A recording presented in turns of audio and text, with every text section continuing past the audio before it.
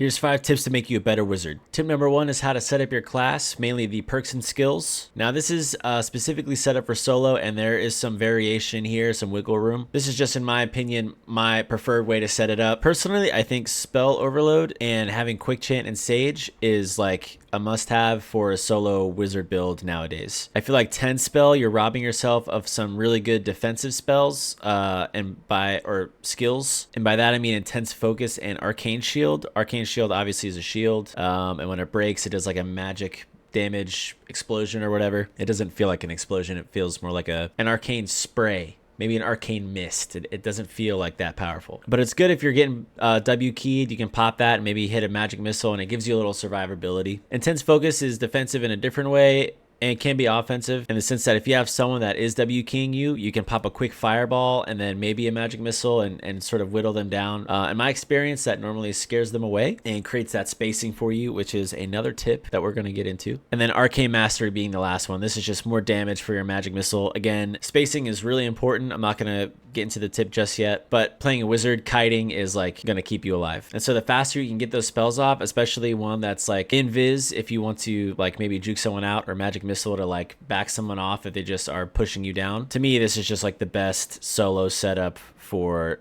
skills, for perks, for wizard. You could be a little creative with this. If you had like, now this is just a base kit, so like all my stats are really bad, but if I had built a lot more knowledge up, you could probably do away with sage and then throw in like ice mastery. If you like using ice spike, ice mastery is really good. Or if you kind of want to be a hybrid of defensive and offensive, ice shield mixed with arcane shield is really good. That's saved me many times. So again, there's a little bit of wiggle room, but at the main perks, I think for a solo wizard that are gonna out wizard anyone else is spell overload and quick chant. Just having those two. Mana surge is not bad. Mana surge does increase the damage arcane shield does, and it's a 10% magic damage bonus. You could go melee wizard, run reactive shield, ice shield, and arcane shield, and then, you know, have like an ignite staff build. Very viable. I like slinging spells a little more, so I typically don't run the melee wizard build that often, but it is fun and does work well. Skills, obviously you need spell memory. There's nothing wrong with running 2 spell memories as a solo wizard. I just don't think it's as good as a spell overload one wheel wizard. I think you're just robbing yourself of some really good skills that really come in clutch. So obviously spell memory, and then intense focus or arcane shield. Meditation is awesome after the buff. You recover spells so quickly, but again, I just prefer to have arcane shield and intense focus for defensive plays,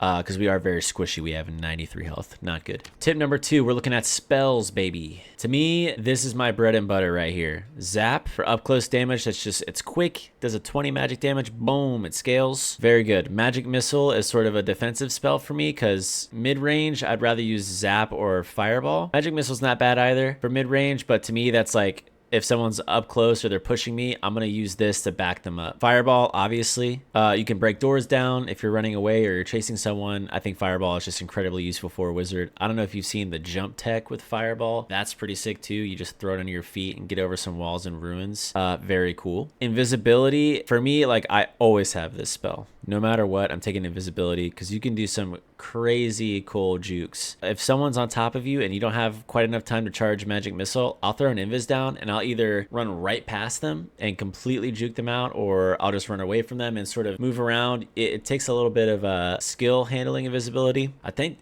it takes a little bit of skill to handle wizard overall, but for me, invisibility is nice for a little outplay. It just makes wizard a lot more fun for me. So zap, magic missile, fireball, invis, ignite. There's a lot of rogues. If you get jumped by a rogue out of ambush and he's got cutthroat, or even just out of ambush, you're dead, dude. You're dead. You lose. Rogue's gonna win that 9 times out of 10. But there have been times where I've pre-ignited into a room, knowing there's a rogue in there, getting jumped, and then still being able to win because I've already ignited. So I've got my staff out. Boom, 2 hits. They're very squishy too, so it really just sort of becomes like who can hit who first. If you don't like running ignite, slow has been another one I've really enjoyed. I think this is a super underrated spell. Slows the target's move speed by 40% for 2.5 seconds. Again, someone's W keying you. You might not have enough time to run magic missile. Slow, and you can create some crazy distance with slow. I know haste invis is sort of a classic too. Not bad. This gives you a bunch of different speed buffs for about 8 seconds, which is fantastic. This combined with this is a really nice move speed bonus too, so you can use these in tandem to get away from someone and then just run Zap, Magic Missile, Fireball. Nothing wrong with that. Ice Spike's another good one if you're running Ice Mastery instead of Arcane Mastery, or if you have more knowledge on a kit and you drop Sage.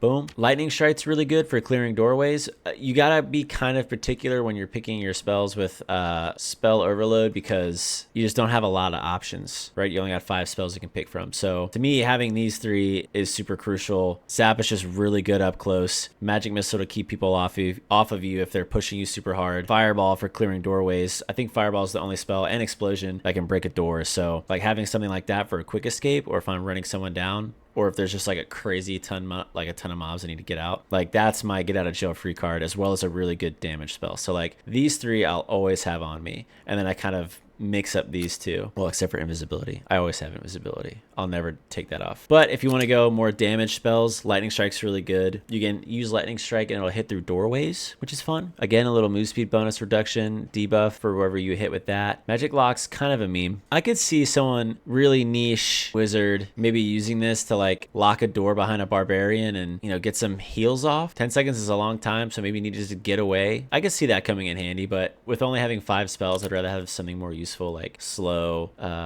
you know, haste, ice bolt, things like that. Explosion and chain lightning, they're okay. If you want to use explosion instead of fireball, I don't think there's anything wrong with that. I just prefer fireball because of the splash damage, and it's cool. Honestly. And this will instantly break a door. Explosion, obviously, it takes a second to explode. And if you miss with explosion, it takes like 3 seconds. So unless you stick someone with it, I just feel like it's not as useful in solo as fireball is. And same goes for chain lightning. You're in solos, like you can maybe chain off a mob if there's one near somebody, but the chances of that, at least in my experience, isn't as likely. So yeah, haste, slow, ignite, ice spike, Ice Bolt rather, Zap, Magic Missile, Fireball, Invis. In my opinion, the best setup for running a solo wizard with spell overload. Next is stat priority. Ignoring this little cutie's 2 dex, -1 strength, -1 vigor stat profile. You're always going to want to build knowledge, I think, as your top priority when it comes to stats. Obviously, we're low health, so you're like, oh, Jinx, why not? You should build vigor. You die super quick. True. But if you're halfway decent with your movement and you're playing wizard the right way, you're keeping your spacing between you and whoever you're up against in a PvP fight. To me, what's going to make or break a fight is how fast you can cast a spell. And this obviously relies on knowledge. So just with 24 knowledge, I'm at a 38.5% cast speed. Now that is super slow. If I'm playing spell overload and I have quick chain and sage, which is giving me these buffs to my spellcasting speed, and it's still that low, I'm shooting for like at least 50% spellcast speed, and even then that's fine. But let's take spell overload off. We're at 51% spellcasting speed. That's a huge difference. So running spell overload, even just running wizard in general, to me, it's almost like being a bard and having a high dexterity. Like you're going to get more attacks off and more swings, so you're going to deal more damage. With higher knowledge, you're going to get more spells off, so you're dealing more damage. So knowledge should be the first thing that you always build. Next, I would say vigor.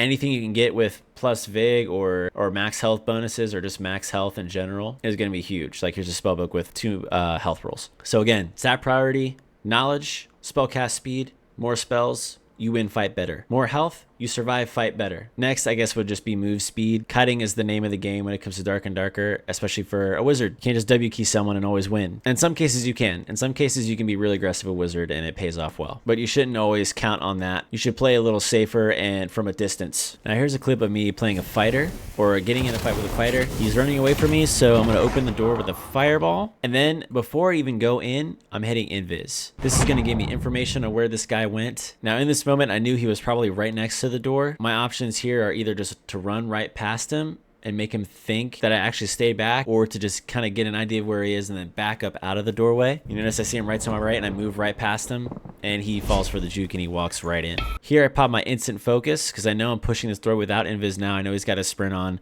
I'm going to get a spell off quick, and I'm going to do some damage to this guy. So I'm going to get my fireball out, blast him right at the feet. Boom. His dogs are crispy. He's hurting. They're barking. I'm barking. It's getting heated. Here I assumed he was chasing me, so I prepared a magic missile to block him. When I noticed he wasn't after me, I ran back.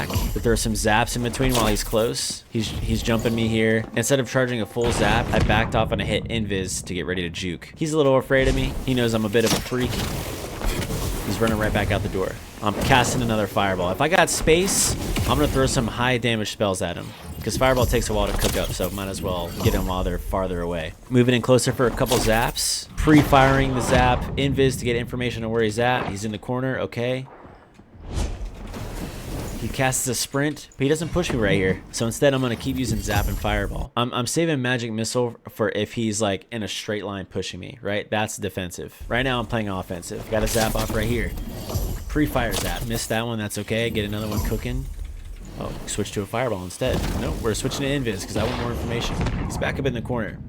Now, this isn't typically something I would recommend. I walked in and I just kind of stood there and waited to see what he was going to do. And my idea was like, all right, I'm just going to fireball him to death while he's over there. He sees me and he starts pushing. But again, that's why intense instant focus, whatever it's called, is so good. Because now I can pop a fireball off super quick. Last one off at his feet. I know he's low. I commit to the DPS check. I throw a zap up close. It's a lot of damage. He does nick me right here, but the zap finishes him off. I knew at that point I'd done enough damage to him to where I could probably finish him off with either the fireball or if not just the fireball, that and then like a zap. And it ended up playing off for me. My last tip, and this one will definitely make you a better wizard because I feel like not a lot of people know about this. Before I share with you this last tip, why don't you guys look at this? Look, he's so cute. That's Tazwell. He's a cute little baby. And every comment asking me to give Tazwell a little belly rub, I'll do it. And Tazwell also would like you to subscribe.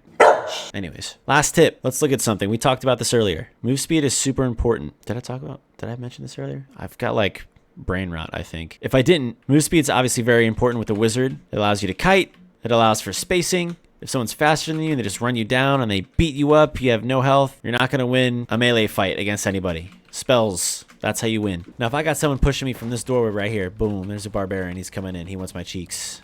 See these? See these? He wants those. Remember how I said getting more spells off? Notice when I go to zap. Look how slow I am. I think I'm losing like 100 move speed. It's exactly 100 move speed that I'm losing casting a spell. So if this guy's coming at me and I'm walking like this, I'm walking backwards now. That's even worse. He's going to get to me before I can get the spell off. So here's what you do. Notice how I won. Notice how I won. What do we? Notice how I move left to right and forward. And I'm keeping that same speed, that same momentum. Instead of walking backwards and trying to zap somebody or use whatever spell, better thing to do is to turn around, jump, and then turn back around and cast the spell. Notice how much room I'm making by jumping. I'm keeping that space in between my opponent. I'm charging my spell. My spell is charged. At least almost. Again, this is why spellcasting speed is really important. It'll charge before I even land. But if someone's pushing me, this is how I want to attack them, right? I'm using the momentum of the sideways jump to fully charge my spell without them gaining any ground on me and getting spells off, right? I know this might seem obvious to some people. Not a lot of people know about this. Look, bunny hop. That was a terrible bunny hop. 2 jumps, right? I'm keeping that distance in between my opponent while charging a spell and getting it off. If I can land a couple successful zaps, unless this guy's got like crazy bloodlust, he's probably going to back off and want to heal. And see, now I'm on the offensive. So now he's running away. I'm maybe charging a fireball. Maybe a magic missile if I'm in a hallway, right? Like if I'm in this hallway, I'm definitely using magic missile. He didn't have a lot of area to go to get out of the way. So I guess the last tip would be movement tech, you know? How to move properly, know when to engage, and then to disengage and go into the offensive. If someone's pushing me, I'm either invising out of this corner and I'm jumping, or I'm going around and I'm ducking, and I'm getting more magic missiles off. Like, it's just kind of being creative, and that's why I like wizards so much. You can be so creative with your spells, and you can do some really cool stuff. It's a high skill ceiling, you know? It took me a long time to get good with wizard, but when I finally figured out like the quirks and everything like that and the mechanics of it, it instantly became a lot easier, and it just became way more fun. Look, same scenario. Barbarian pushes me in the door right here. This is why I like instant focus. Boom! Fireball. Boom, there it is. Damage. A zap. He's in front of me. Invis. I duck. I dodge. I'm in the hallway. I'm bouncing. The magic missile didn't go off. Again, it didn't go off. Is that a bug? A magic missile. You know, you just kind of play with it like that. I'm sure I've got some videos with some footage that I'll put up kind of showcasing why spacing is so important. I'll put that at the end so you can watch it. But that's 5 tips to become a better wizard. That's what I learned over the countless hours I've spent playing it. I hope this helps you too. If you have any other questions about Wizard, drop a comment. If you want to see some other tips, I got a playlist full of tip videos. Please check them out. And yeah, don't remember to help me feed my dog. Have a great day. Bye.